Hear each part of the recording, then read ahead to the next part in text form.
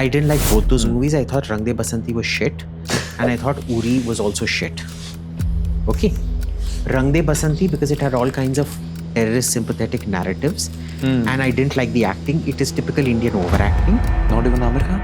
Not even Amir Khan. When did we start seeing movies as a barometer of our history?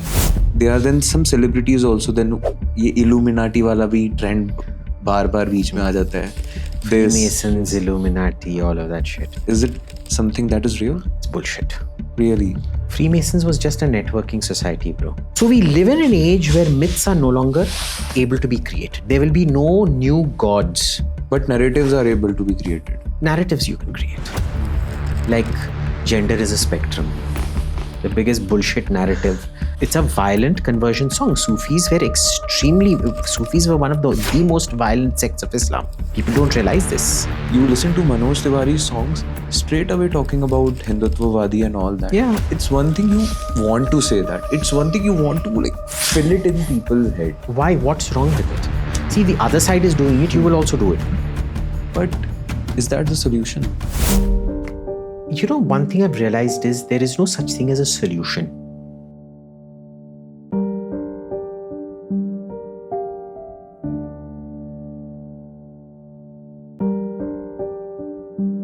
Welcome, Abhijeet. Ram Lalla ki Shri. Before Allah and then Ram Lalla. True secularism. Like, Always. I'm highly secular. Highly secular. And just first thoughts, really a pleasure to have you again. Thank you. It's always a pleasure being back with you.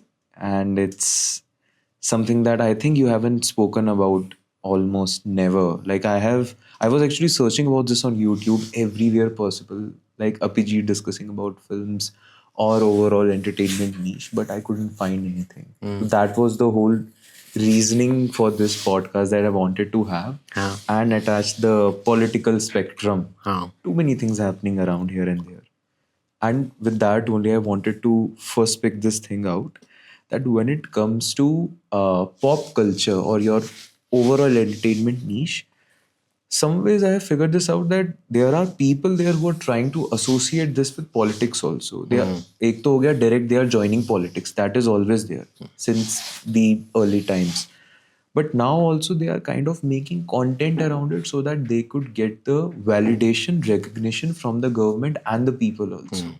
So when you sort of see this mingling or the interconnection between pop culture and politics, how do you see it? Well, it's nothing new, you know. Right from Roman and Greek times, if you had these celebrated actors or actresses, it was good to be seen with them. Yeah. Okay, because most politicians tend to be quite ugly, in case you haven't noticed. And most people in glamour are selected for their face. Okay. You go to politics because you want somebody who's like you, who's fairly ugly, fat, bald, whatever, and talks in your language. But you go to movies to escape from reality.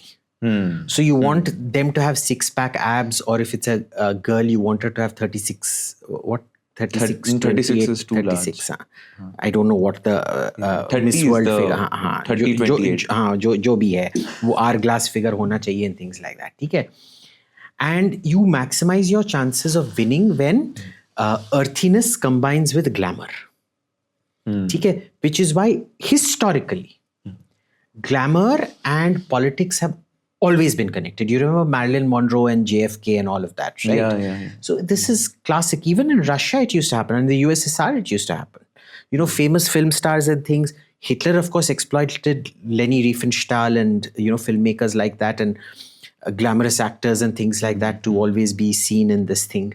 And the Allies also used it. Like Ronald Reagan and co used to go shoot with the troops and things like that and all of that. So glam and politics conjoined at the hips since day one.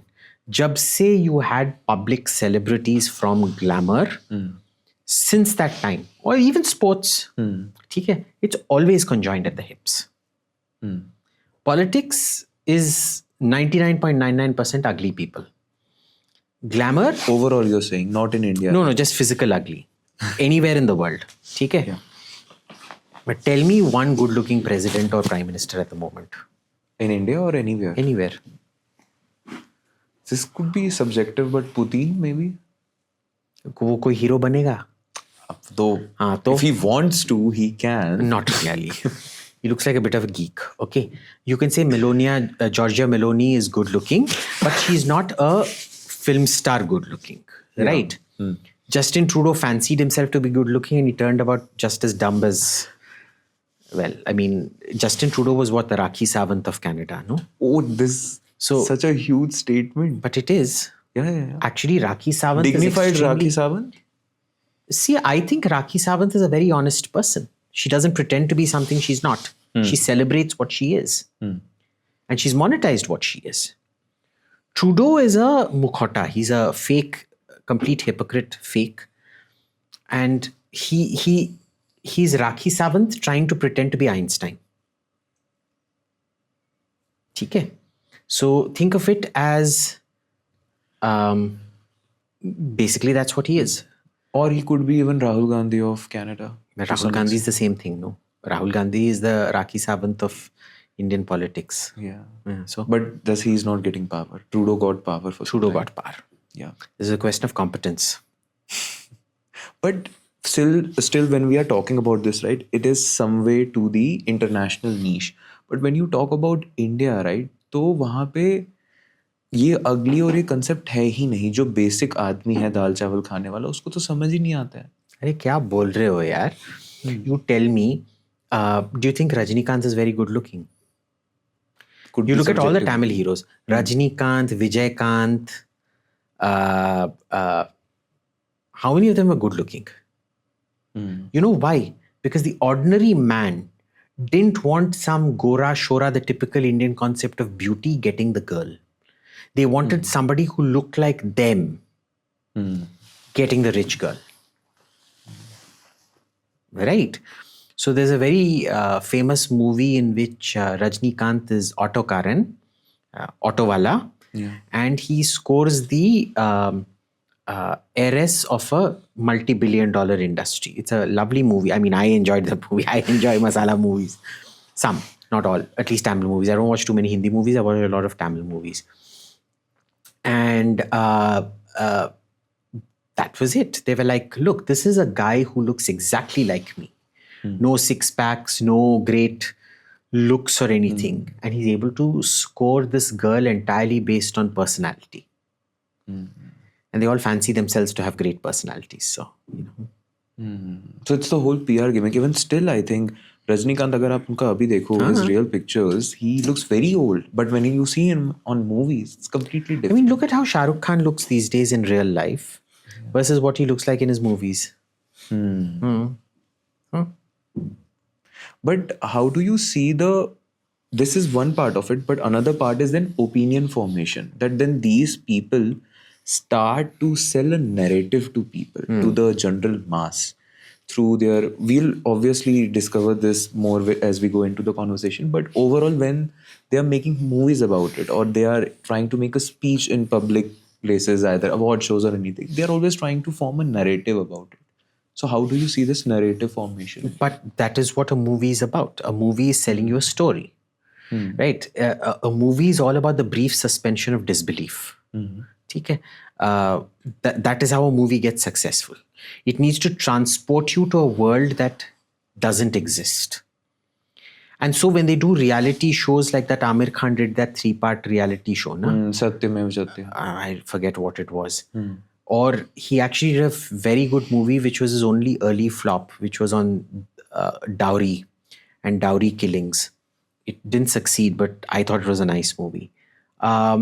It was all selling a narrative, but it's the exact same thing. So if you can sell one kind of a story, hero meets heroine, hero falls in love with heroine, either they both die or they both get married and the villain dies or gets jailed. It's basically different ways of selling a story. So if you know how to sell one story, you can sell some other story. And even with the current social media wave, you see there was this theory called cultivation theory. If you know about this, So basically it was like during the 90s time, people who used to see television a lot, they kind of made television their reality. So kind of that is somewhat happening with social media at the moment also. But you know what's happening? I think a lot of this is moving away from movies to TV now. TV is the new movie. How do you Pehle put that? movie stars, now movie stars are seeking out roles in TV, in Netflix and Amazon Prime and things like that, right? Because you can actually develop a character over an 8-episode series, over several seasons. You can develop a character and depth and nuance so much better. And the budgets for these TV series have gone through the roof. So, and you know, I think serials are the new movies. You mean Because the web ever series? since Netflix came, Netflix, I think the more we go, it's going to challenge box offices and things like that. It's already destroyed the pehle video cassette hota tha. Do you remember? Video Yeah. cassettes and DVD libraries. They're all gone. You don't have Netflix video is the new library technically. It is. Or you've got torrent where you can illegally download shit. But that's where it is at. And it's fine. Like you'll go, sure. A lot of people will go to the theater because they want to see first show, first day, first show. First day, kind first of show, thing. yeah. Those are the diehard fans. Or you want that full IMAX experience because, you know, things like, so for example, Lord of the Rings and things like that, you want that IMAX, the audio and things like that. And unless you're like Mukesh Ambani and have this 8-channel Dolby digital surround with a huge screen at home, it's probably better watching it in the theater. So the last movie I watched was maybe the Kashmir Files. And before that I watched Padmavat.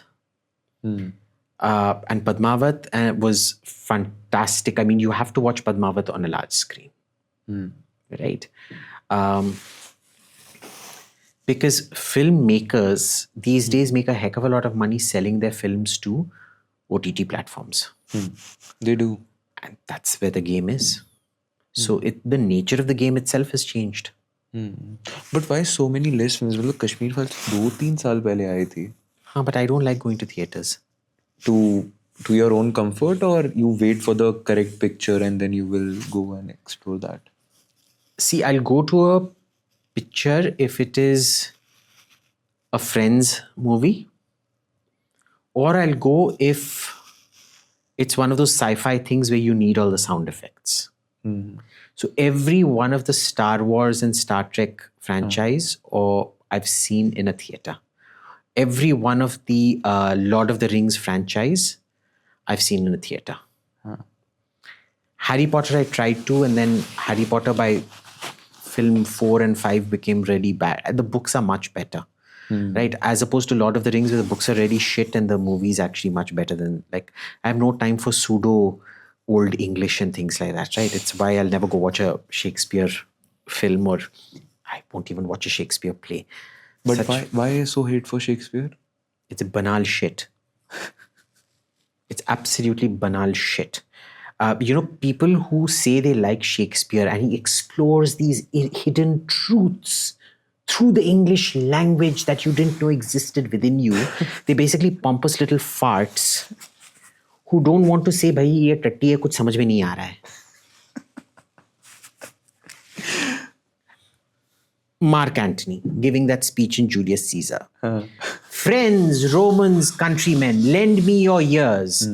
I come here to bury Caesar and not to praise him. तो बैंचोद कौन से कद्दू पे तीर मार दी तूने? And that whole paradigm where they show that the tragic fall of a hero and all that build up, you don't like that? वो तो जाके ये वो दिल वाले दुल्हनिया ले जाएंगे में क्या होता है? जा सिमरन जा. पापा. It's the same damn thing. एक हिंदी में बोल रहा है, एक अंग्रेजी में बोल रहा है, but it's the same damn thing. Just because he's speaking irrelevant 500-year-old English doesn't make it profound. Dilwale Dulhaniya Le Jayenge is just as profound as Hamlet or Othello or one of those Shakespeare plays. Even the next step to this is then Dostoevsky. Like wo ki Russian literature. But notice, nobody makes Dostoevsky into a movie. Yeah. And nobody turns Turgenev into a movie. Okay, sure. there is something to be said about Turgenev and Dostoevsky in reading them. I've always enjoyed books. Okay? But I've never enjoyed Turgenev or Dostoevsky. It's just so bleak, and I'm like, yaar, mere zindagi mein I have enough problems of my own. Why I you don't want to need to deal with endure them? other people's problems. Okay? Well, you know, there's a scene in what is it? Is it the Brothers Karamazov? No, Crime and Punishment. Yeah. Where you know that donkey cart or horse cart is going and उसे पीटे जा रहे हैं and he can't go any further and he's still pedofying it. You go to that Kedarnath Yatra. Have you seen how those poor donkeys are brutalized? One donkey's legs break and the fellow's beating it. इतने बेरहम लोग हैं. You see it every day in this country, bro. वो क्या मैं रूस में कोई कर रहा है बुक लिखा उसके बारे में like so intellectual, you know. It's like Absurdism. It's all these. If anybody is telling you sitting in India that Dostoevsky and Turgenev have pierced the misery of human existence, you're essentially an English-speaking version of West Delhi ki kitty party pammi auntie. And then there is this thing, thanks to English honors which I did, that they read about nihilism and absurdism, that how everything is nonsensical. And they feel that there is no other text in Indian literature which could explore that more openly the way these Russian texts did. I disagree with that completely. Okay, Russian texts are great when you read them the first time, but there's a lot of really good literature that's come out. My thing is, I don't find literature interesting. I actually find real life much more interesting than literature. Okay, I find biographies and factual books much more exciting because, trust me on this, no amount of make-believe can substitute for the beauty and mysteries of real life. Hands down. Okay.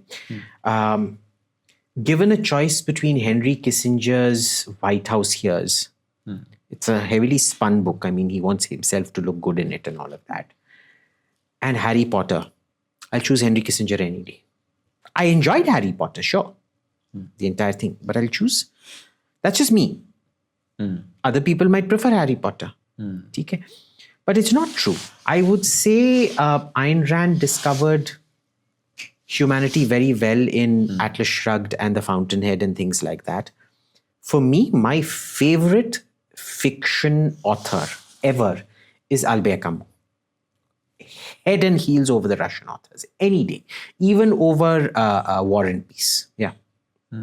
Yeah. Do you think that is happening to you because you're someone who is very directly part of that particular niche of society jahan pe you have to actually deal with problems that are actually problems and you have to find solutions for them? That's why you find non-fiction more intriguing to you. Yeah, I guess. But, you know, it's... You know, when you go through fiction, there's this excitement of what's going to happen next, what's going to happen next. And when you're going through non-fiction, this is stuff, this isn't... You know, you don't know if Voldemort is going to take out his wand and say Avada This is if America is actually going to send its aircraft carriers in and bomb a place. It's just as dreadful with actual people living or dying, actual life or death decisions made. Right? Which is much, much more exciting to me. I don't need escapism. I enjoy it every now and then, which is why I love watching Star Trek, Star Wars, Lord of the Rings. I hate reading Lord of the Rings, by the way. It's the most shitty books ever written. And the imagination of this guy, who's the guy who made these Lord of the Rings pictures? The director? I'm also not... New Line Studio, na? I think New Line Studios are 10 times better than Tolkien was, by the way, in imagining what Middle-earth and all those things are. So, and Mordor, Middle-earth, I think they do a much better job than, as opposed to the Harry Potter movies, which aren't as good as the Harry Potter books. But it keeps coming down to this, that you're right. I would rather read something which helps me explain decision making, or how things, the best intended decisions, can go horribly wrong. And this is why I love, say, Albert Camus. There's L'étranger and La Peste, The Outsider and The Plague. Okay? And in the, is it The Plague or The Outsider that starts with, my mother died today, or was it yesterday? I forget. It starts in a very nice way. And it's a very unassuming way. By the first page, you're absolutely hooked. Right? And The Outsider, actually, that was the one fiction book that made me change my views on the death penalty. Death penalty? It's all about a guy who is hanged or guillotined. I don't know what it was in France. Based on the absurdity of circumstantial evidence. And it changed my views on the death penalty. Since I read that, I was like, maybe time to... And then, of course, you find all the policy documents relevant to make you change your mind. But it really hits you in a way where you're like, And that's where I decided it's dangerous. One of the reasons I don't read fiction is because the emotions it can sometimes generate overcome your thinking self. Very true. Very true. It does. I think that is what is happening. I don't know how much you follow this. If you see the kind of stories and all this content that the Gen Z is posting on social media, it's basically sad, miserable, that their life is over. Yeah. Every time, like Franz Kafka, like Dostoevsky, all these quotes they want to share that their life is over. And they don't want to see the beauty that lies actually in So have you doing things. noticed this thing? Before the Industrial Revolution, where everybody's lives became much better. Like, even when you're talking about poverty in America or Germany, the poverty they endure is far, far better than the poverty you endure in India. And it's far, far better than the poverty they themselves would have endured 200-300 years back, where their lives would have all been miserable. Right? So the Magna Carta, signed in 1300 and something, or 1300 something, which gave rights to all free men. Well, 70% of Britain were serfs at that time. Right? They were virtually slaves. So what rights did it actually give people? Nothing. Okay? You look at all the stories coming out from the times of misery.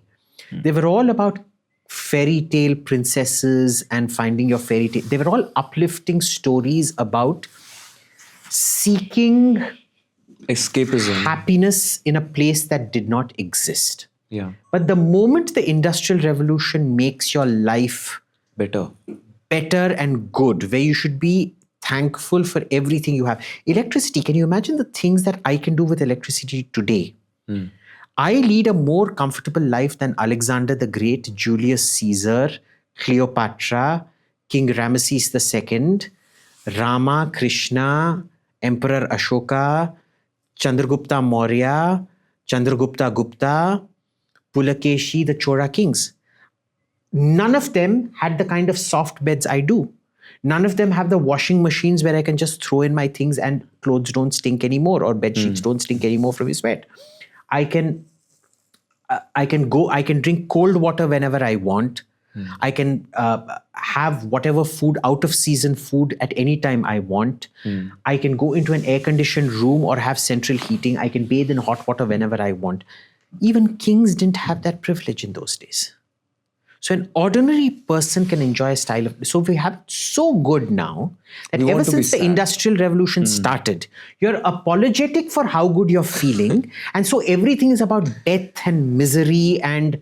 What is the meaning of my life? आज मेरी mummy मर गई, कल मेरा कुत्ता मर गया, परसों मेरा वो कुत्ते की मम्मी मर गई, कल मेरे मम्मी की मम्मी मर गई, तरसों मेरा बाप का बाप मर गया, आए बू हू. Right? Why? Because life is now so good, you feel guilty and you want misery. The escapism is misery. In those days, life was so miserable that the escapism, all the plays and everything were all uplifting, and it was about happy endings and good things happening to people.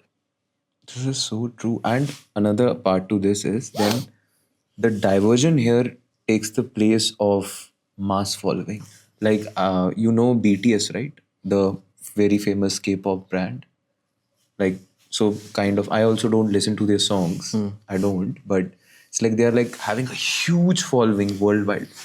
And they call themselves the BTS army. And they are like crazy driven. Even why them? You refer to these artists who are like getting houseful shows. You are Diljit Dosanjh, Karan Aujla, all of them. People are crying, venting, and just seeing them. So, the closest you get to this, and this will help explain how all these things, celebrity, politics, religion, are all connected. Have you heard of Scientology? I haven't. Okay, Scientology is this weird religion that Tom Cruise follows.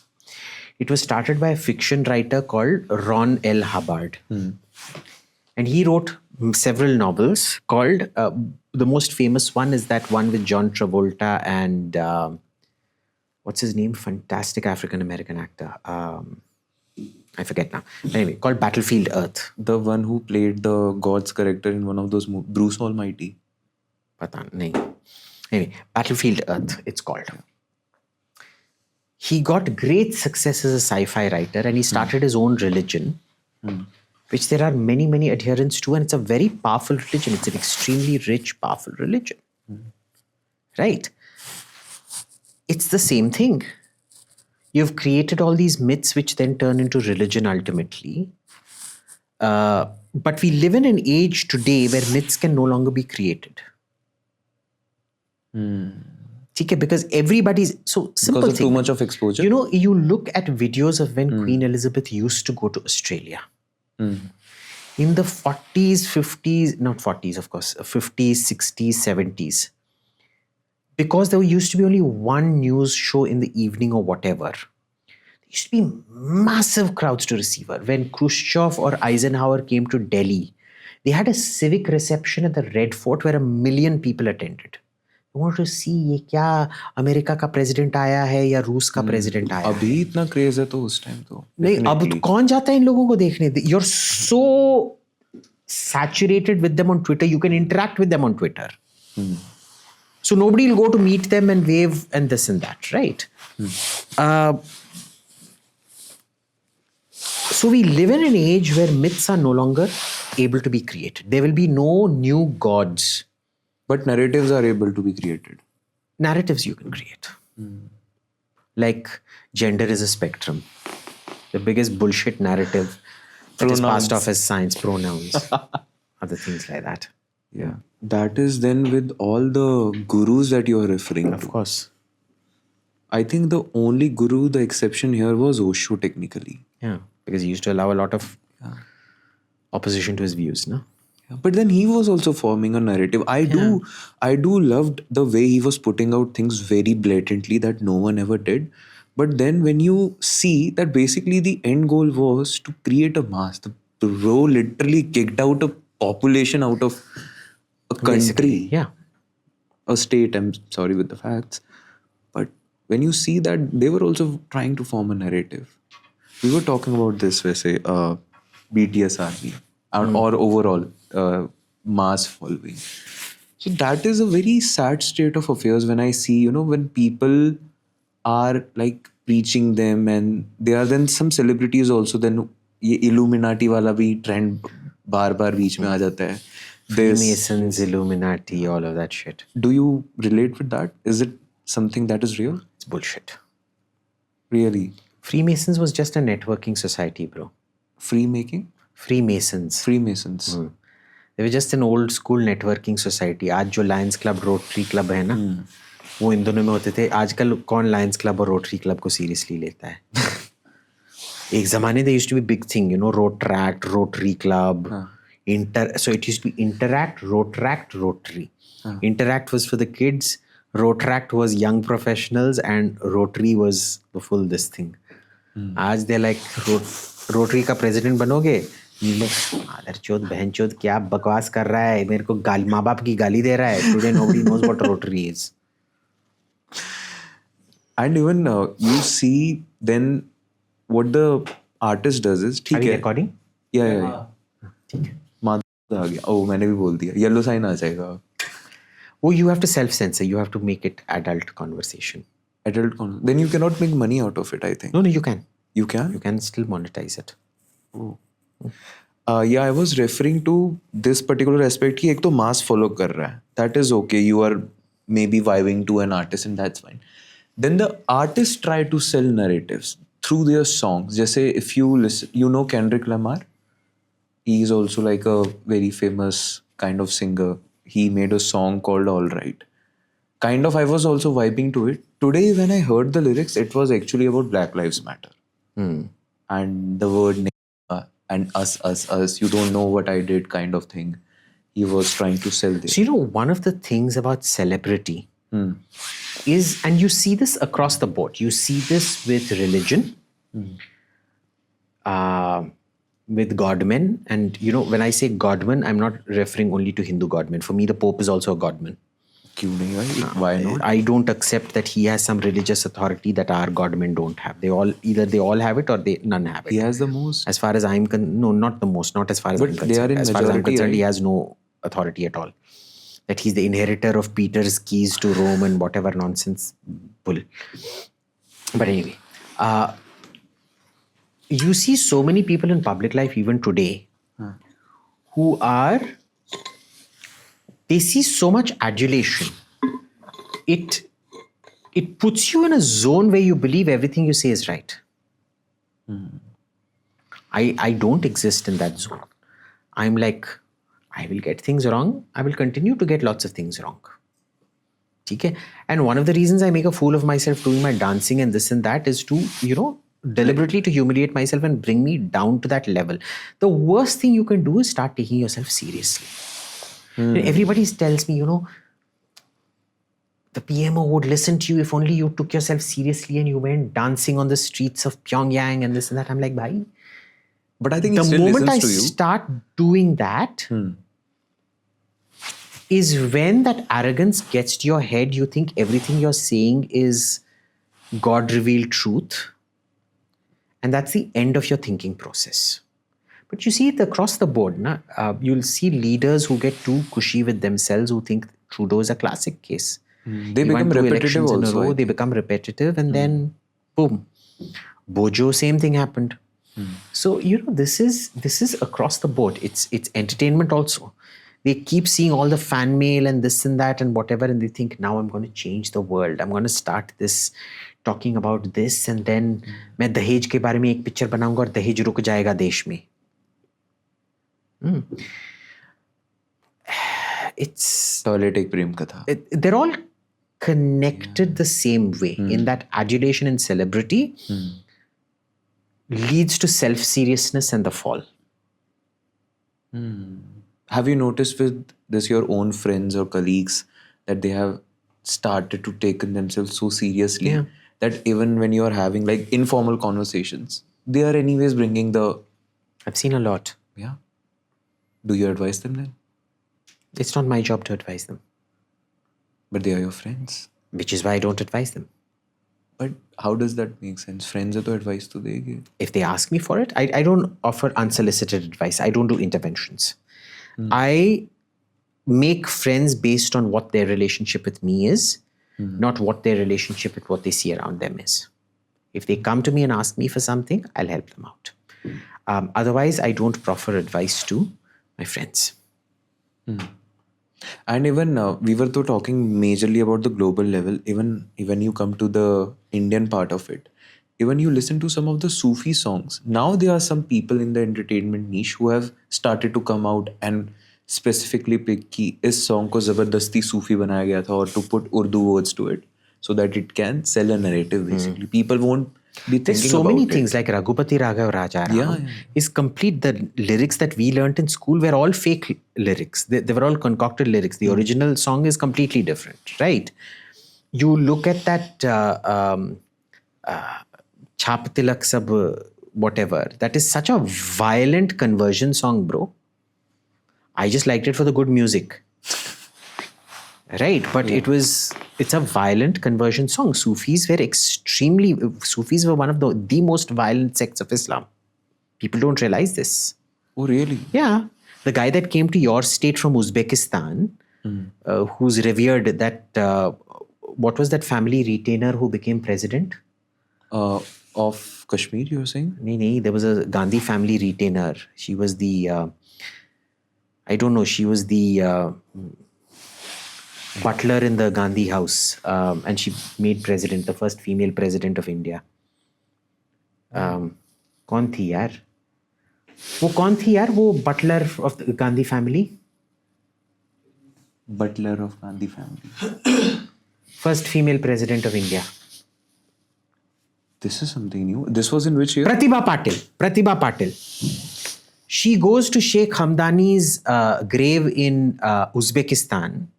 A fellow who came to Kashmir, converted Kashmir, and asked the king to go around killing Hindus. She goes and lays chadar and this and that at his grave. Secular country. ठीक है? And no one said anything? No. This was an Not that invasion. she had much of a brain. She was just put there because she was a very loyal butler. She had no achievements of her own. Right? नौकरी चाकरी ठीक से करो, चाय time पे दो, गरम चाय है at exactly 72 degrees Celsius. The burger was perfectly made. The Bombay sandwich पे भुजिया ठीक से डाला था, राष्ट्रपति बनो, हो गया, ठीक है. So it's fine. It was what it was. Today with social media, you can't do that nonsense. Even people are doing this thoda sa with Hindu side also. Hardcore BJP politicians I'm talking about. Yeah. You listen to Manoj Tiwari's songs, straight away talking about Hindutvavadi and all that. Yeah. It's one thing you want to say that. It's one thing you want to like fill it in people's head. Why? What's wrong with it? See, the other side is doing it. You will also do it. No? But is that the solution? You know, one thing I've realized is there is no such thing as a solution. Every solution generates 10 problems. You know, this happily ever after king, एक था राजा, एक थी रानी, दोनों मर गए, बनी कहानी, whatever, ये बस books में होता है. But in real world, it's not. And that is why, you know, fiction doesn't interest me. Because every solution leads to a minimum of 10 new problems. Imagine the West, which had sorted out most of its problems, where even the poorest of the poor would never starve, would never go without heating or cooling, would never go without a house unless they themselves decide to become a hobo or homeless person or whatever.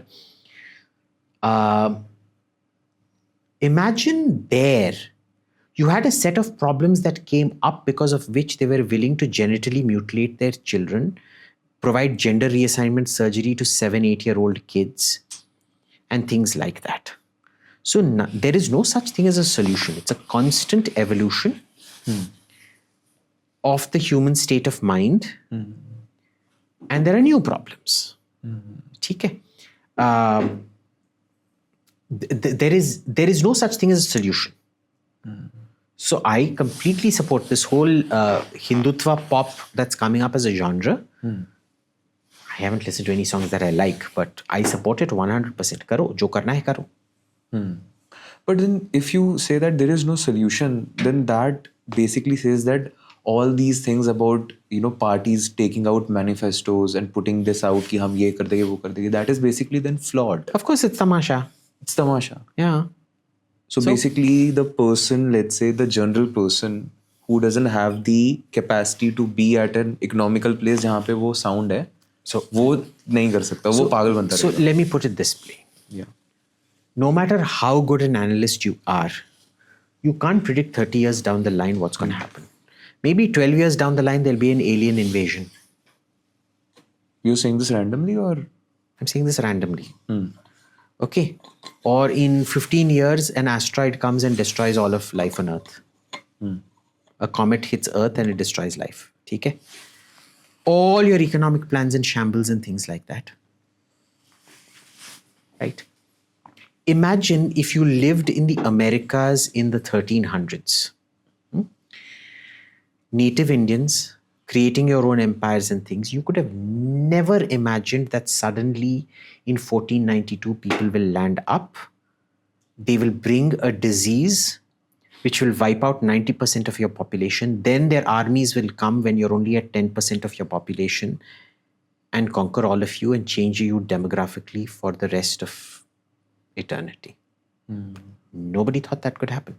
The Aboriginals in Australia didn't think that could happen. And it happened, right? So you can plan. There's nothing wrong in planning. You never know what's going to happen or what's not going to happen. You can only prepare.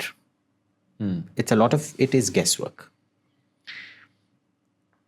So there is a point to manifestos if they actually deliver on certain things.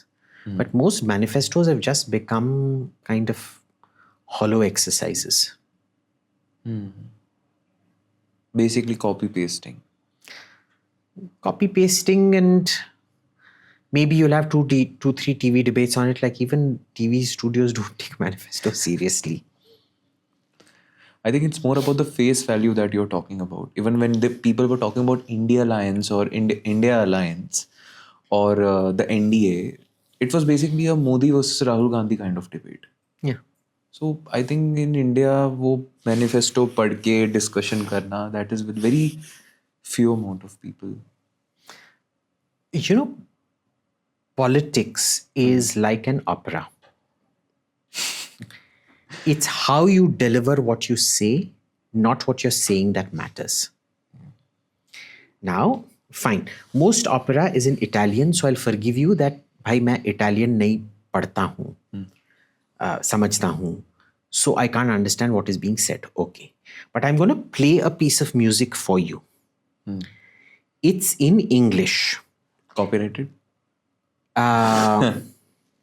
Maybe the viewers cannot listen to this. We'll put this on reel. ठीक है. And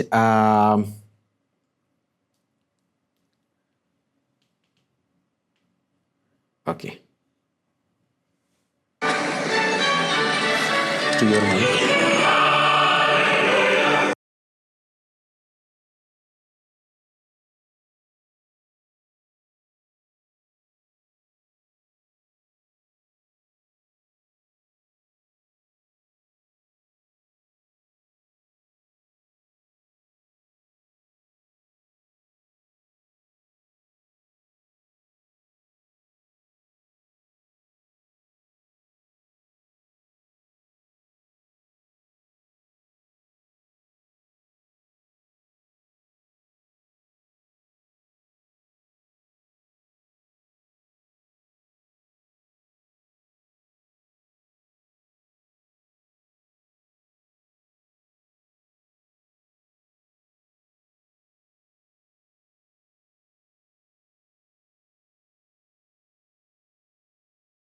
Okay, I think that's as much as fair use I can do. That is Handel's Messiah. That's the Hallelujah chorus. It's in English. What did you understand? Nothing. Nothing. I'll tell you what the words are. Hallelujah, hallelujah, hallelujah. For the Lord God omnipotent reigneth, and he shall reign forever and ever. Did you understand a word of that? No. But it's one of the most famous choruses, period, in any language. In the Christian canon, it's a beautiful chorus, right? You're able to enjoy it without understanding what's being said. Politics is like that. That's exactly politics. You just like the sound of it, the vibe of it. You like the vibe of it, you like the sound of it, and you like the tamasha around. What the orchestra is doing here is the tamasha around it. You like the build-up. You like the build-up. That's People politics. fighting on TV, splitting into So divisions. I can manage fairly decent Italian, but a lot of opera I just can't understand. You literally have to look at the libretto, what is called lyrics, to understand what is being said. Wow. Such a beautifully put. This really needs to be a viral reel. People really need to understand this. Well, I think they do. I don't think so. Yeah? The general mass doesn't. Acha. मतलब the people who are now getting थोड़ा सा aware, they know, but usually जो normal इंसान है उसको जिंदगी जीनी है वो क्या करेगा ये करके? They just don't want to make sense out of it. But this is how it works. It's Yeah, all why not? about marketing and the tamasha around it. Marketing is one, and the tamasha around it is the other. How glam can you make it? In which case, the words don't matter. That's what's always been.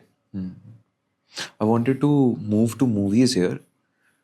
I don't want to name the person, but let's say on New Year's Eve, I was there talking to a Chow Chow girl, and Chow Chow girl brought up the topic about Kashmir files.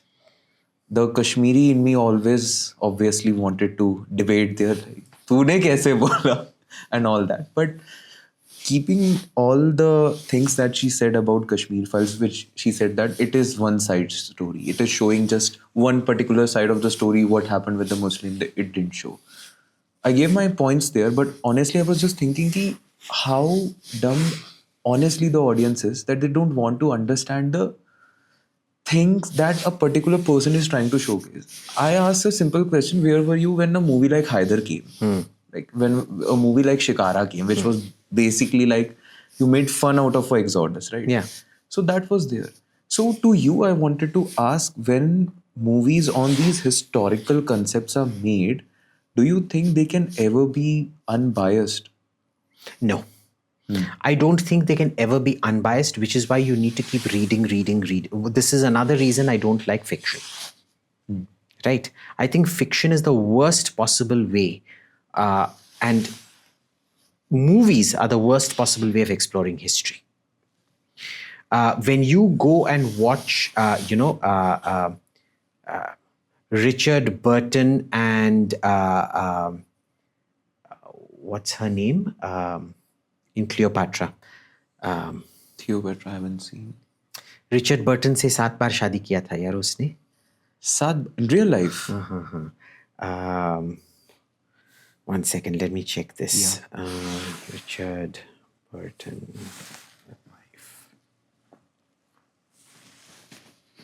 Elizabeth Taylor, amazing actress. I loved her. Cleopatra is not the true story of Cleopatra. You're none the wiser watching that movie. Okay. There are all these historical movies that came out in the swords and Gladiator is so historically wrong, and Gladiator 2 is even more historically wrong. Okay. This whole nonsense you hear about good King Richard and bad King John, complete rubbish. This whole nonsense you hear about Ashoka being a great king, complete nonsense. He destroyed the empire. When did we start seeing movies as a barometer of our history? History is a very nasty, difficult subject to go through because it doesn't suit anybody's narrative. So let's take movies in Kashmir. They'll tell you, oh, it doesn't go into the fact that the rights of Kashmiris were systematically removed after 1947. What do you mean they were systematically removed? You had more rights than the rest of India did. So then should we make a thing on how the rest of India was oppressed? And we should kick Kashmiri Muslims out of the country altogether because the rest of us were oppressed, that we didn't enjoy the kind of freedoms you did. Let's talk about the fact that, but Indira Gandhi's closest advisors, Dhar and Haksar and all those people were Kashmiri. So? Nehru was himself a Kashmiri. He was Kashmiri. So what? So, these are all the kind of false equivalences that people will bring up just because they don't like a story. See, basically, if you don't like a person or a book or something, you will make up any excuse to bring it down. And that's what you do. So it's fine. This is why I don't think history is to be explored through movies. Okay? Historical movies are great fun. Cleopatra, Kova, all those sword and sandal movies, Gladiator, not Indian historical movies. They're really shitty. I'm sorry to say this, but like They're really third rate. Especially this Bahubali was the worst kind of crappy movie you could ever make. I don't know. Bahubali though was not even reality. But it was meant to be quasi-historical, nah? Like it's meant to be set in ancient times or whatever. Or what that fellow Mani Ratnam made about this one, set in the Sangamira. Absolute crap. Indians, even the best directors, can't make a proper historical movie.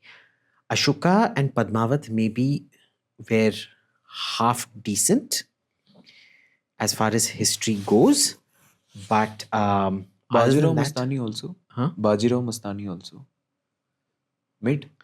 When Sabyasachi starts getting into the sets, you can't suspend your disbelief. I mean, I love Sabyasachi, but just not a movie that's basically meant to be models showcasing Sabyasachi's designs. Okay. So I would say the only two good historical movies that have ever come possible are Padmavat and Ashoka, because they were good stories. Completely false, but good stories. Okay. You want history, read. A movie is always going to be narrative. And every director has the right to forward whatever narrative he wants to forward. It's that simple, full stop. But if it's a very sensitive issue like it was with Kashmir and Kashmir files, here how do you put this? Sensitive is not a criteria for you to not have a narrative.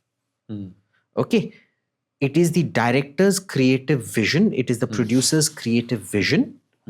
And he and she, whoever is funding the movie, has the absolute right to determine that course of the movie.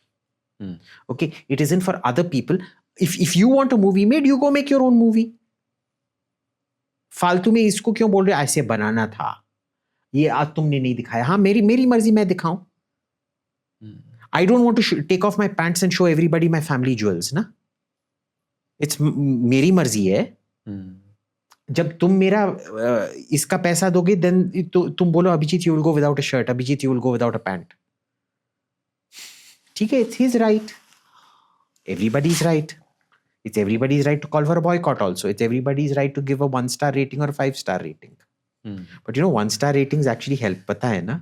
How? Because it generates controversy. Yeah, it does. It's the 2, 3 and 4-star ratings that are killers. 1 and 5.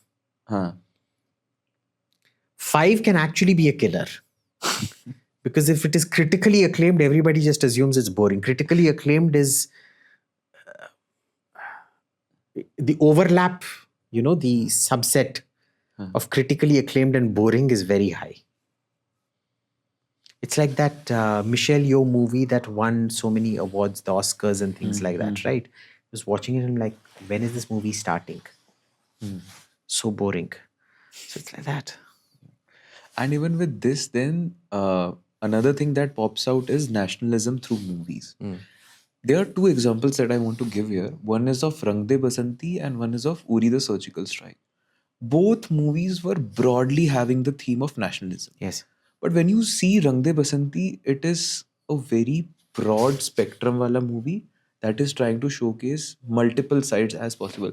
But when you see Uri Surgical Strike, it somehow at some points looks like it was there to praise the girl. Look, I didn't like both those movies. I thought Rang De Basanti was shit.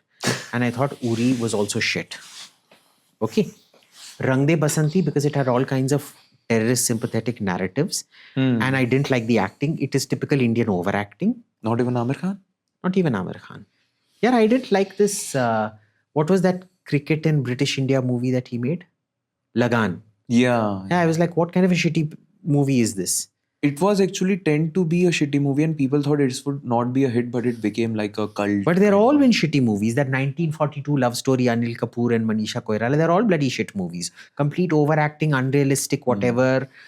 No knowledge of the law, no knowledge of history, whatever. So Rang De Basanti was absolute shit. And Uri was also absolute shit. Okay. Now, if somebody wants to make a shitty movie, it's his money, it's his risk. Who am I to tell him not to do it? Banane do. What is wrong with nationalism? See, they get very upset if this side puts their version out in movies. The other side keeps putting their version out in movies all the bloody time, Haider and Shikara and all of that. उसमें किसी ने पूछा? Shakespeare है ना? You know the biggest people to exploit movies were in fact the Soviets and the Chinese communists. Oh, really? But nobody will call Sergei Eisenstein shit.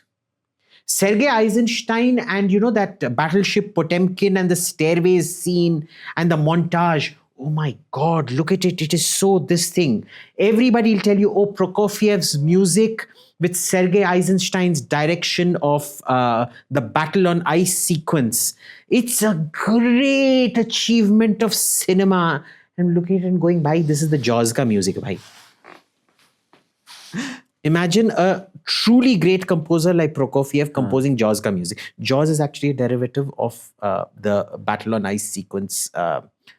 If you look at it, the notes, it's a derivative of the battle on ice sequence where the Teutonic Knights are charging across the ice at the Russians. It was promoting an anti-German, it was complete propaganda. All cinema in the USSR was propaganda. All cinema in Iran is propaganda. All cinema in China is propaganda. Okay. In fact, one of the movies that never used to be made but started getting made after Deng Xiaoping and the Tiananmen Square massacre was about Qin Shi Huangdi, the first emperor of China. Why? Because he killed millions of people, but he united China. So it doesn't matter if Deng Xiaoping killed 10,000 people in Tiananmen Square. He united China, and that is what matters.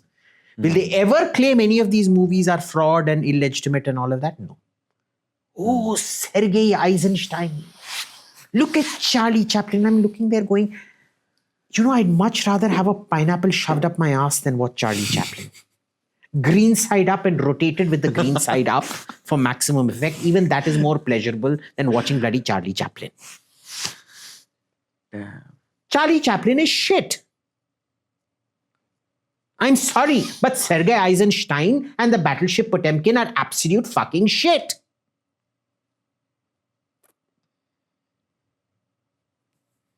There I said it. Shakespeare is shit. Yeah, I was saying that Haider was actually an adaptation of Shakespeare's play. Yeah, whatever. But it was basically glossing over everything that happened. Nah? So, I'm happy for you to do whatever you want. Don't tell me that your criticism of me is more valid than my criticism of you. The left has this very nasty habit like dogs. Have you seen dogs when they meet? They first come and sniff each other's rectums. The left are professional rectum sniffers. All over the world or in India? Everywhere. The characteristic of a left is you don't shake hands. You bend over and sniff the rectum. I don't know what pleasure Sitaram Yechuri and Prakash Karat get from sniffing other people's rectums, but that's what they do. But why so much hate for Charlie Chaplin?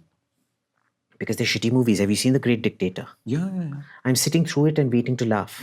But even the movie he made during this Great Depression wala period, the silent movie he made, that is also shitty. I find nothing engaging in it. But how? I am not able to connect. Whatever deep inner meaning you're getting in it, I'm clearly not getting in it. Okay. If there is some deep inner meaning, just say it for what it is. Okay, there's this... I generally fundamentally believe if you are not saying what you mean to say, you don't know what you want to say. कुछ बोलना है सीधे सीधे बोलो.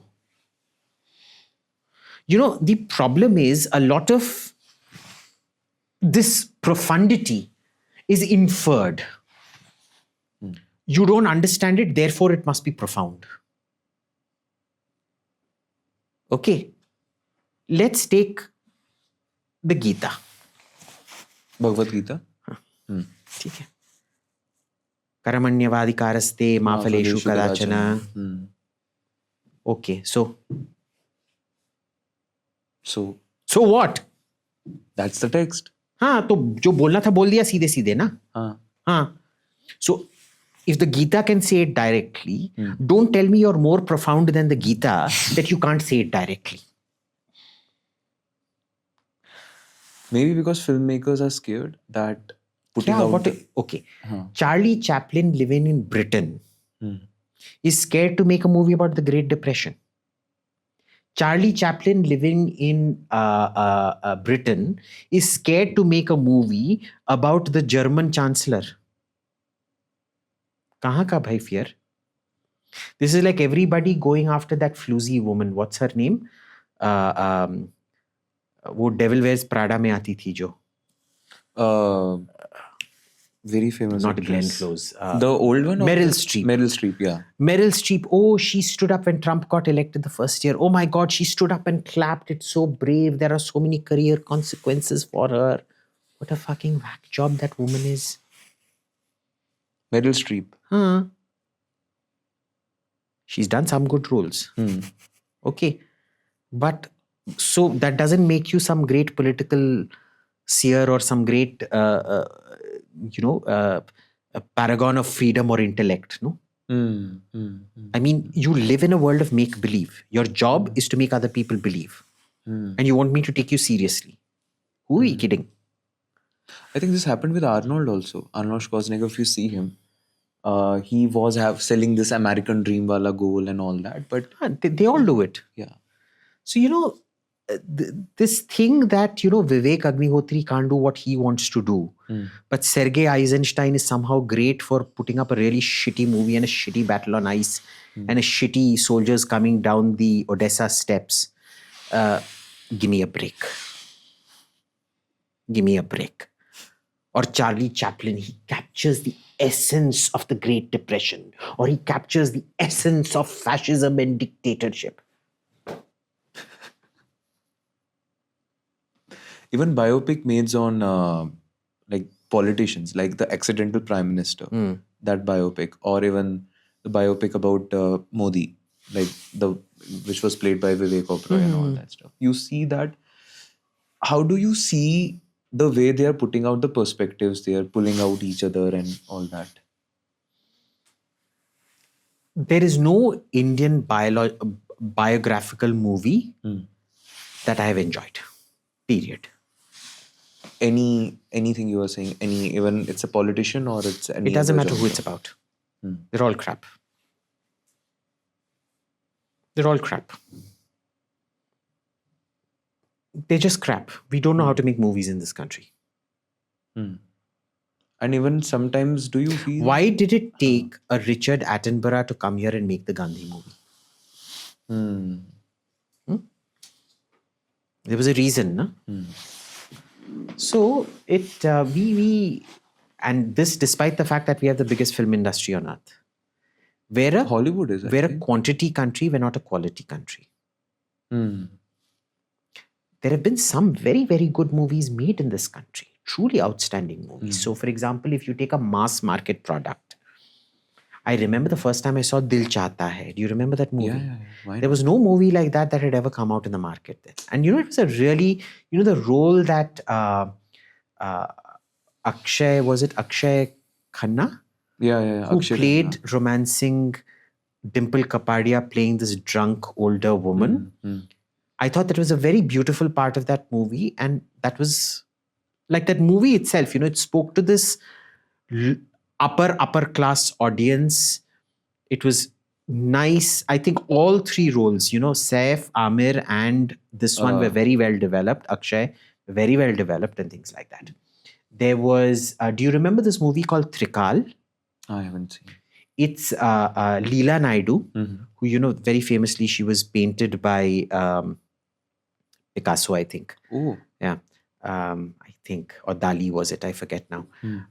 And Nasiruddin Shah. And it's in Goa just in the last days of the Portuguese occupation.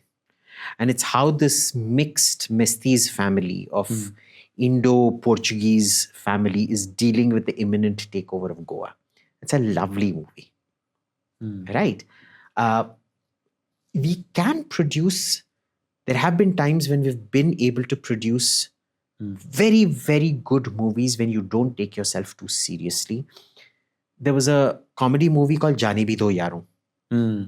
Yeah. Which was great fun because it was just light, But to this day, I think the best Indian movie ever made is also the worst Indian movie ever made, which my friend Arnab, Great Bong, has written about. Gunda, Gunda. Mithun Chakrabarti. I think I- It is so bad that it is good. It has these famous lines like "Mera naam hai Bulla, main hamesha rakhta hu khulla." Oh, that person. Yeah, and it plays boss. It's like it's really. I think it's the absolute pinnacle of Bollywood's achievement. You say Bollywood did not take itself seriously, and that's why it came out so well. Matlab, you're saying this sarcastically or really? No, sometimes a movie can be so bad it can be good. Okay, this is something different. Yeah. Like, so for example, if you take English movies, I think in terms of social commentary, I think Mel Brooks was way more of a genius than Charlie Chaplin. You should watch Mel Brooks's movie To Be or Not to Be.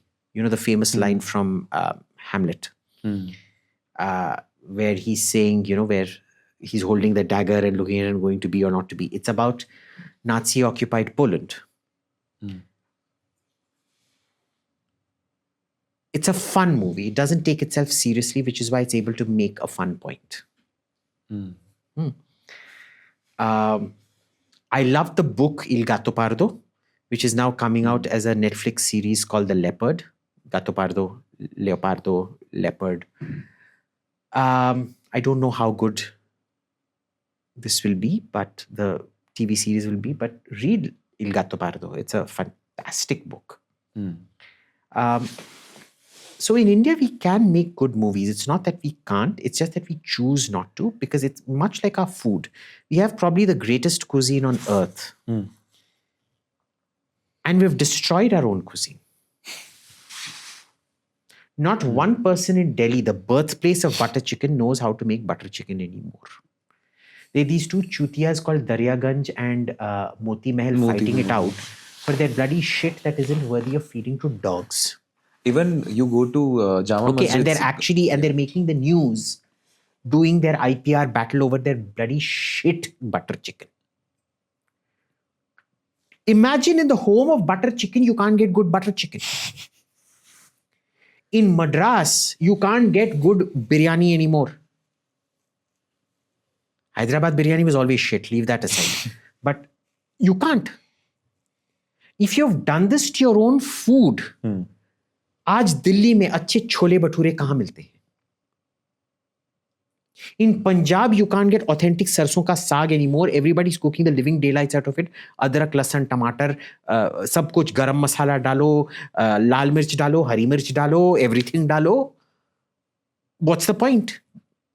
So why do you think, if you've destroyed our food culture, why do you think, there are so many Kashmiri Pandits who'll start adding onion and garlic to their Rogan Josh? That's bad. That's bad. So, you can't get your food right. We're such a great storytelling country that can't tell good stories anymore. They're so few and so far between. There was another fantastic movie, Hazaron Khwaishein Aisi. Chitrangada Singh and Shiny Ahuja. It was an amazing movie. It was a lovely movie. Very good acting, very realistic. But these are very few, very far between. Otherwise, you overwhelmingly have shit. Majorly, there have been some movies and biopics that were good. Like Bhag Milkha Bhag was a good, I think, biopic. Other than the initial homoerotic scene, nothing much. Like, okay. Even that movie also? I mean, it was okay. I didn't say it was a bad movie or anything. It was just, sports doesn't get me, right? So maybe it was the fact that it was about sports that doesn't excite me. And I think the another problem is that people have started to follow a template. Like they want to, like, if you want to get recognition from government, you want government backing your movies, you make movies about it. Vikrant Massey made about Sabarmati Report. Randeep Hooda made it about Veer But Savarkar. what do you think Amar Akbar Antony was? All these things, Amar Akbar Antony, you remember in the 80s, there used to be this whole spate of movies of twins and triplets separated at birth brought in interreligious. Amar Akbar Antony wasn't the only one. It's most famous of That the is lot. too still a very... No. That was entirely so that you will get government approval and support and all of that.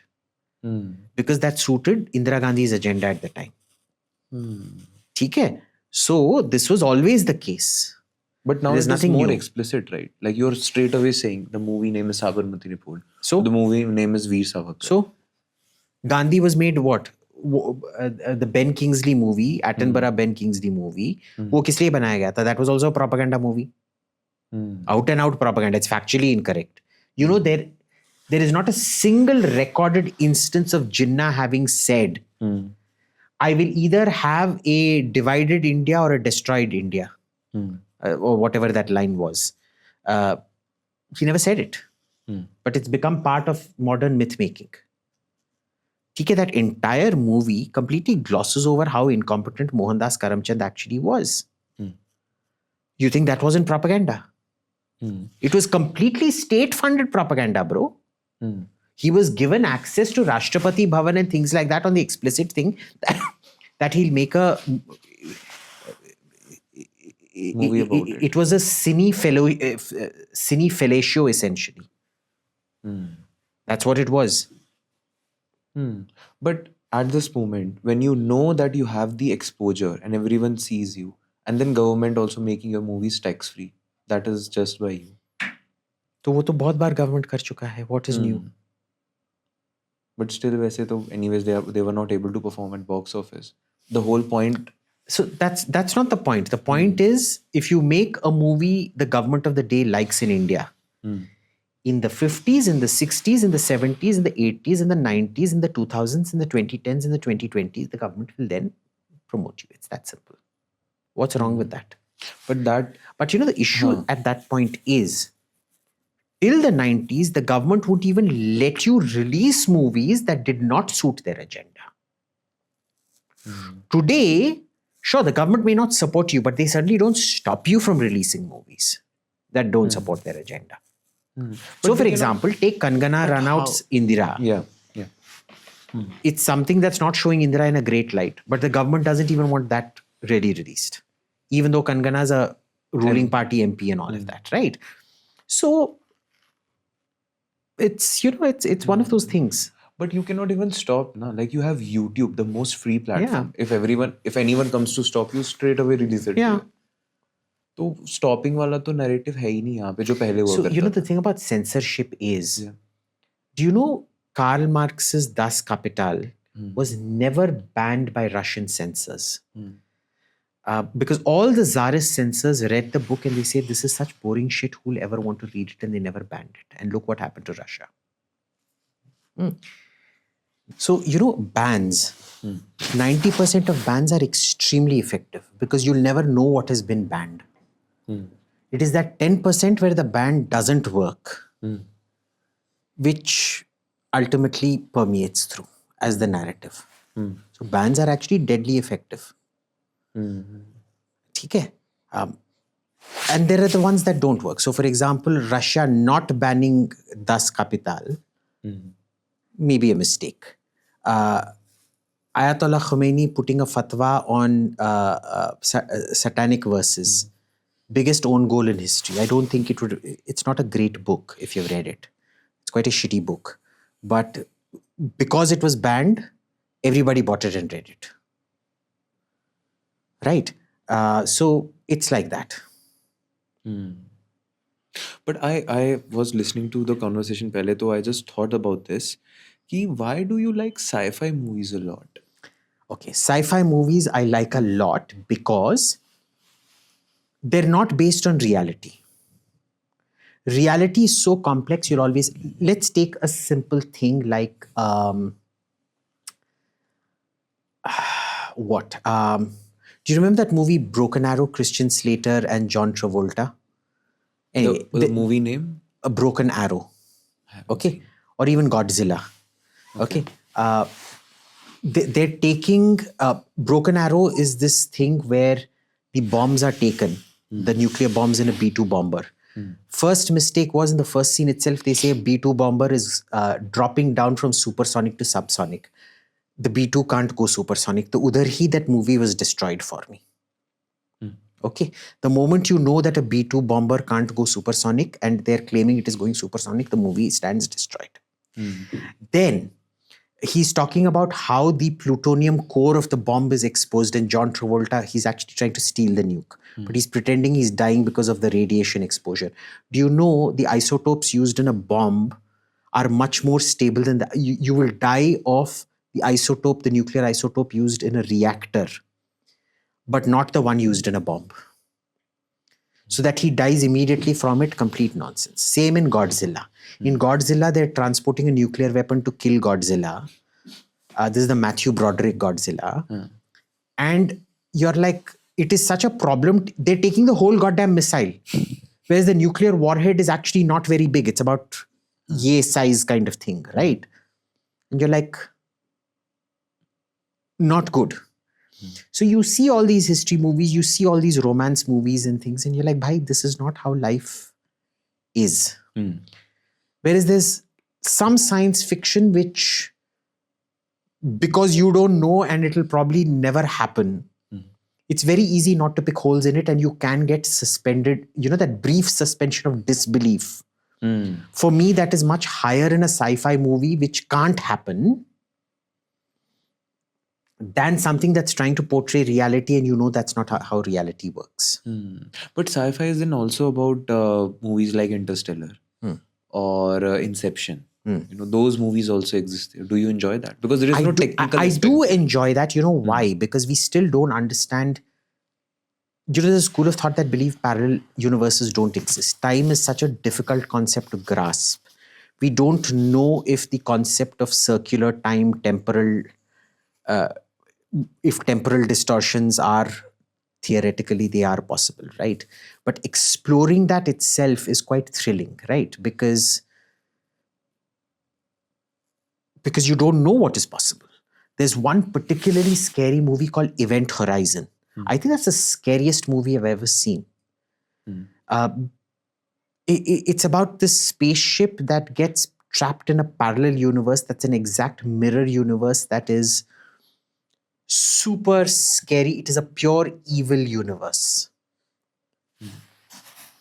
I think that's thrilling because it's exploring, or this, what is this? This 3-planet solution, क्या 2-planet solution, जो अभी ये Netflix पे आया था ना, बहुत बड़ा बन गया था. That Chinese author. Which one? No, right now. Squid huge. Game? No, not Squid Game, yaar. 3-planet problem? No. 3-planet problem.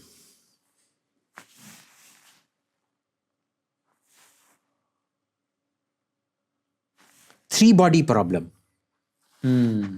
Heard about this. So 3-body problem, I think, is fascinating because I've heard some of the science discussions around it, and it's a fundamentally unsolvable conundrum.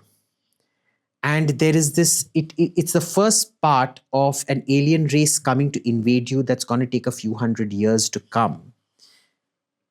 But because of the 3-body problem, their entire development took millions of years longer than human development took. And they're trying to slow down human development so that their technological lead will remain till their interplanetary fleet gets out here.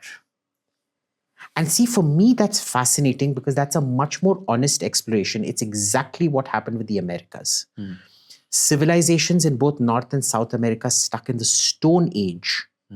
There was not a single civilization in the New World that had graduated either to the Bronze Age, leave alone the Iron Age.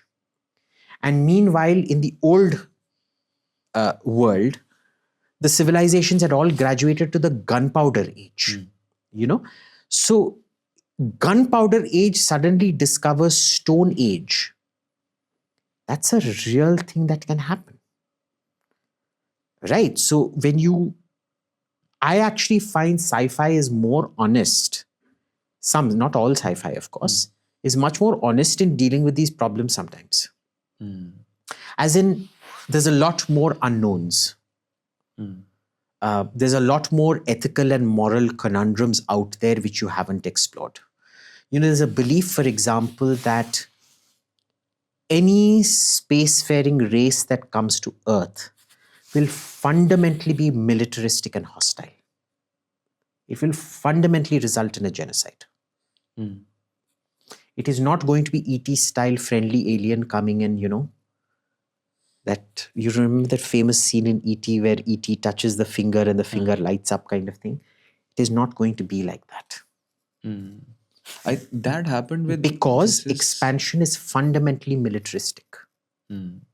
That happened with, this is a very fictional way to see it, but Man of Steel, technically. I didn't watch that movie. It's basically about Superman only. They were calling it Man of Steel, but the whole thing about how kryptonites will come and they will like squeeze the life out of Earth to like feed their own planet. Okay, so it'll probably be something like that.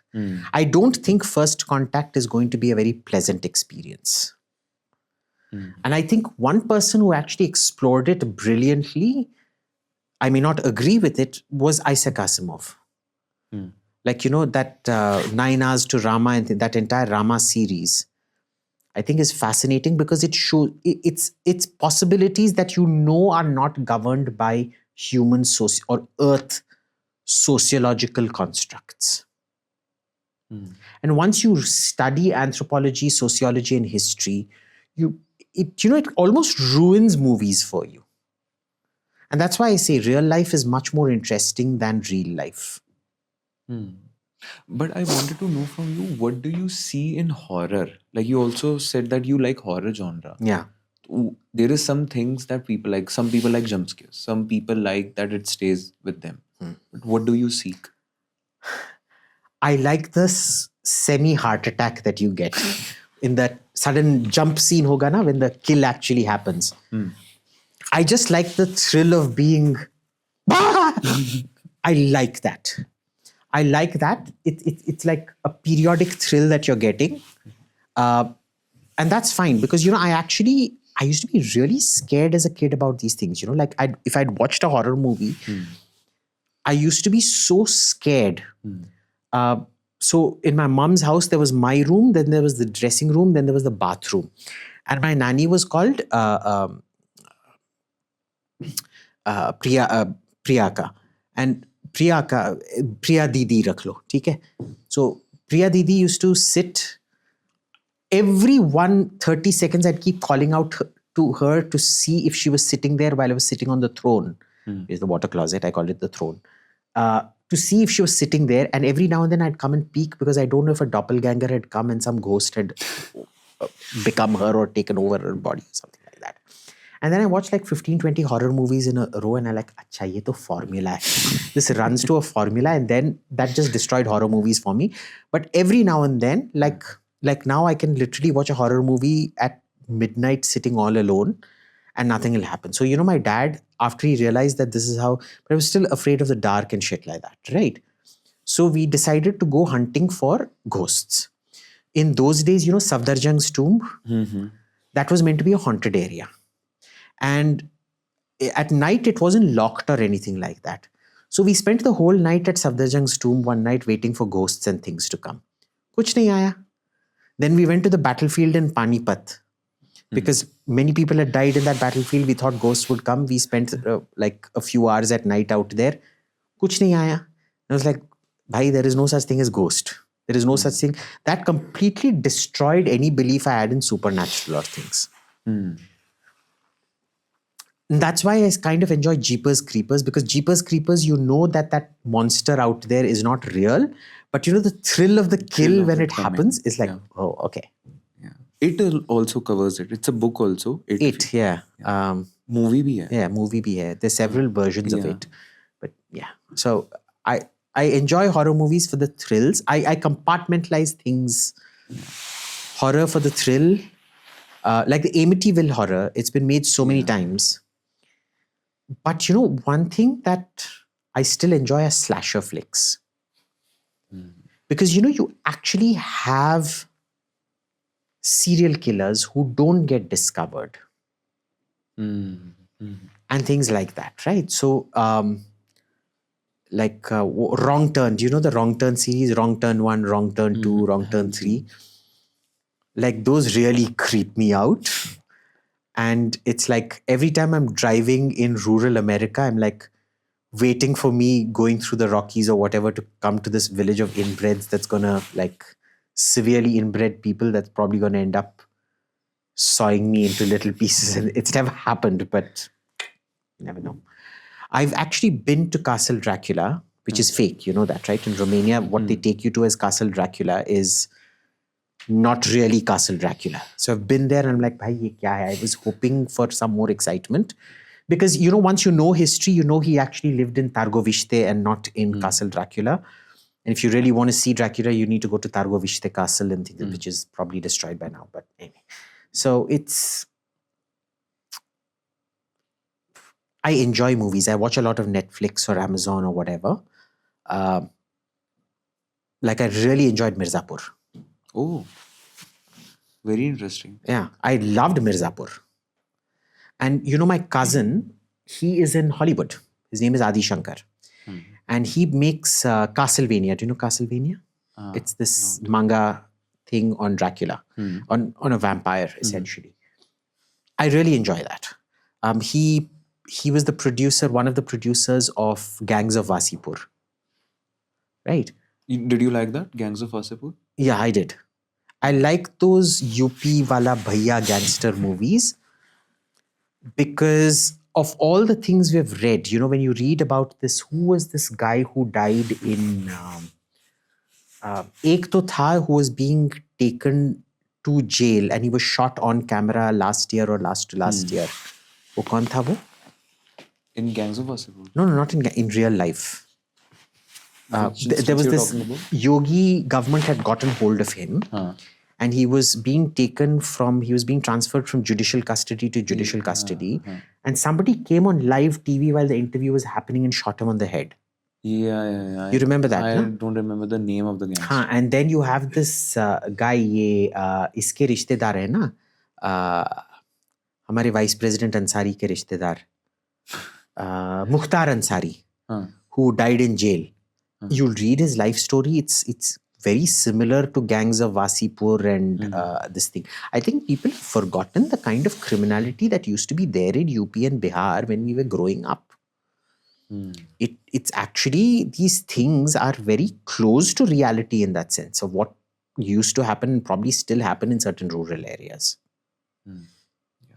So I enjoy that. Almost here, like concluding the conversation, the only thing that I want to ask you in the end, I have my own sort of argument for this. Like, why don't you find Rang De Basanti a good movie? Okay.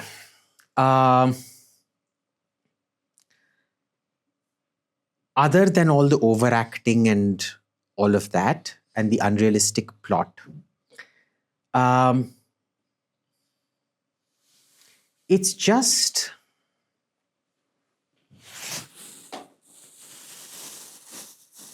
I'm looking at the end of that movie and thinking, where is this movie going? What is the message? And it's nothing I connect to. It's banal. College rebellion, kids doing something. Bro, I've done that. Still, you were not able to connect. Yeah, I've done that. So, but I don't need to live through what I've already done. I was a much more rebellious kid than any of these kids were at that point of time. Trust me, you go ask, if you interview my mother, she'll tell you I was the nightmare child. There wasn't a single teacher through school that I didn't get into trouble with. Except for the times I used to study abroad, because there, you know, teachers are kind of trained to, the moment a kid gets rebellious, they know they need a bigger challenge or a different challenge, and they immediately give you something else, which then occupies you.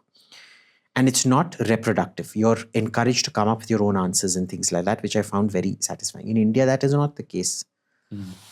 So my mom was like, this kid is he's like one Sakshat Ravana meets Surpanaka meets, you know, वो Damien है ना Omen picture में, जिसके sir पे 666 होता है. I was that kind of a kid. So it's just a boring movie. That's it. The story is crap. The acting is overacting, which is most Indian movies anyway. But Indian movie and overacting is done for a reason. Have you seen Japanese kabuki theater?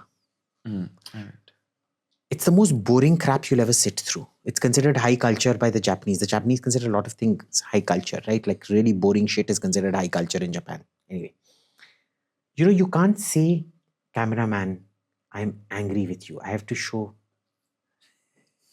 This is the same as Kathakali. When you're getting angry, you have to do ding, ding, ding, ding, ding, ding, ding, ding.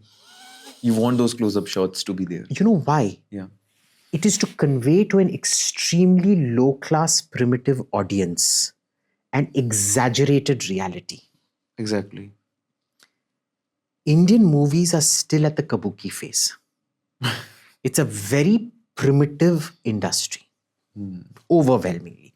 Some movies, sure, are very good. Yeah. Very few, very far between. Maybe some of them I haven't watched. Some I've really, really enjoyed. Like we discussed, Mirzapur, Gangs of Wasseypur, Trikal, Dil Chahta Hai, Padmavat, for different reasons. But I have never gone with the genre, and it's not, I want to be different. I'm not trying to be a difficult rebel or anything, right? It's just that I'm sitting and watching a movie. It has no impact on me. I'm like waiting, bhai, ye kab khatam hoga? It just bores the living daylights out of me. As opposed to say something like Jaws. Jaws, when it first came out, Jaws 1 or 2, I don't know how young I was when it had already was 2 or 3. It scared me so much that, there was a hotel called Savera in Madras where I went to learn swimming. And the Savera swimming pool in those days had these big mosaics of fish. And I got so scared. My swimming coach was Coach Jayaraman, who was a very famous coach. He coached the entire Tamil Nadu swim team in those days, Olympic coach and all of that.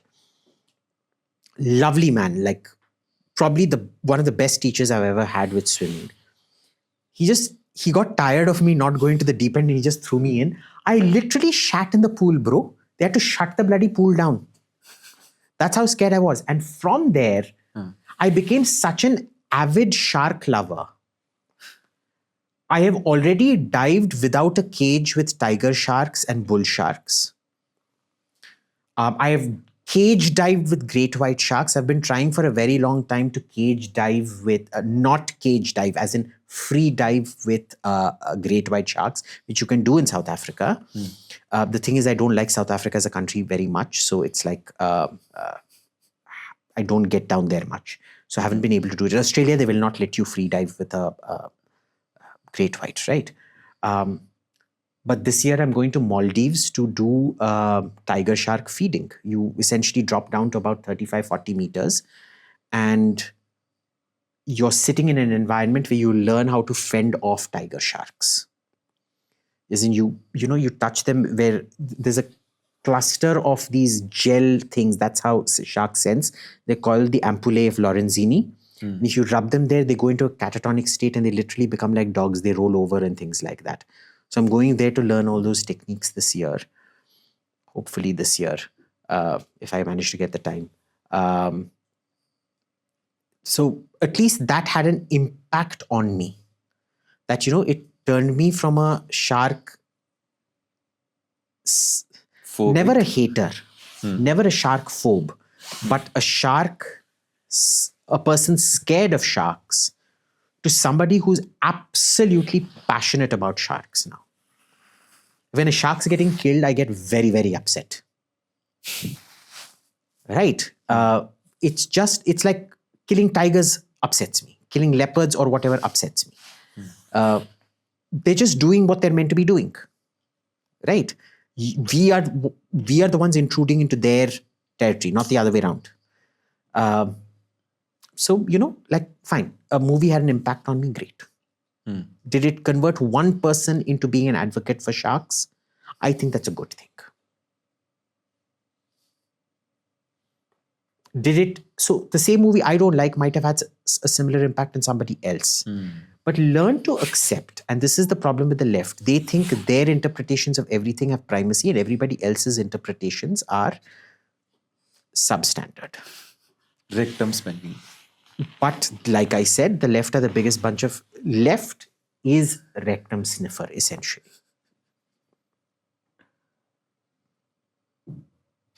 I guess you have gave the reasoning. I am thoda sa convinced here for the Ragde Basanti thing here. Maybe we'll understand this point much better when I would start away reading more about texts, which you said, reading more about literature, history, and all that.